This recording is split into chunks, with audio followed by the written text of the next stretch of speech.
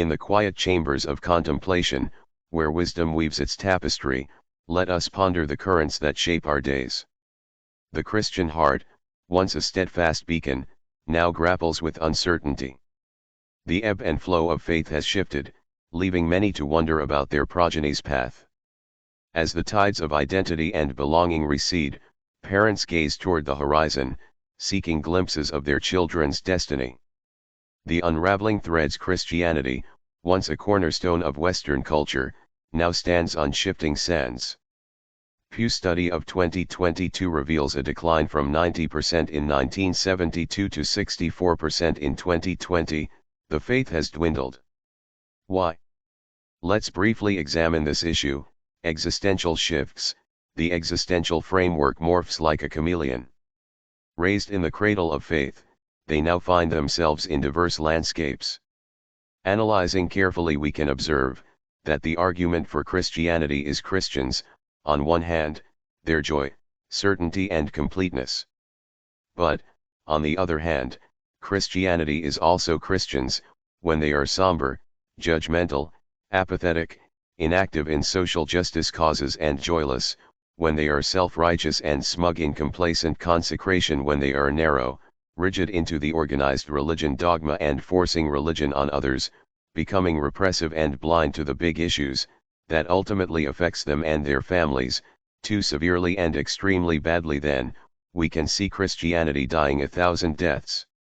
The temptress of corporate greed, a voracious beast, gnaws at the roots of society. It pushes prices skyward, turning bread into gold. The humble marketplace now dances to the tune of profit margins. The cost of living, once a gentle stream, now roars like a swollen river. The price of bread, a loaf, once a simple sustenance, now demands a princely sum.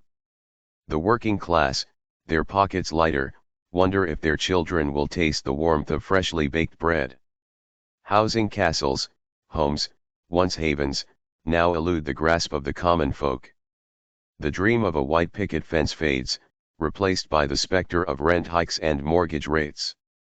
Education's price tag, the hallowed halls of learning, once accessible, now echo with the footsteps of privilege.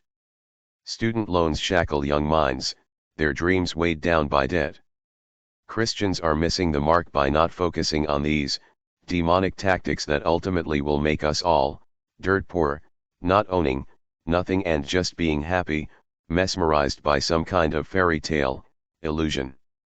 Logical people wonder how Christians can, constantly and repetitively, overlook this. The drunken sailor and his pockets of taxpayers' gold. The government, a sailor drunk on excess, staggers through the corridors of power. His pockets bulge with taxpayers' gold, and he spends with abandon. The ship of state lists sails flapping in the tempest. Frivolous fancies, the sailor squanders gold on pet projects, monuments to his whims. Bridges to nowhere, statues that mock the hungry, and illegal, wars that devour lives, all funded by the sweat of hard-working people. The forgotten, the elderly, their bones brittle, watch as their pensions shrink. The young, their eyes wide with hope, see their futures dimmed by deficits. The sailor laughs, tossing coins into the abyss. Wonder why so many Christians do not see what is done to their grandparents and parents by these psychopaths with zero empathy and love for fellow people. Also, they do not see how for some time by now the generations have pitted against each other, because the psychos are teaching our children and grandchildren that we, the working class, their parents and grandparents, we are the societal problem, budget deficit and the country decline. The tapestry unfurls. Wise men, their brows furrowed, trace the threads of fate. The Christian heart, frayed but resilient, yearns for renewal. The corporate beast and the drunken sailor dance their reckless waltz, heedless of the consequences. And yet, in the quiet chambers, a whisper lingers, hope. For the children, resilient saplings in this tempest may yet find their roots. With the right parental guidance and wise teachings, it can be possible. So they'll weave new tapestries, blending faith, justice, and compassion.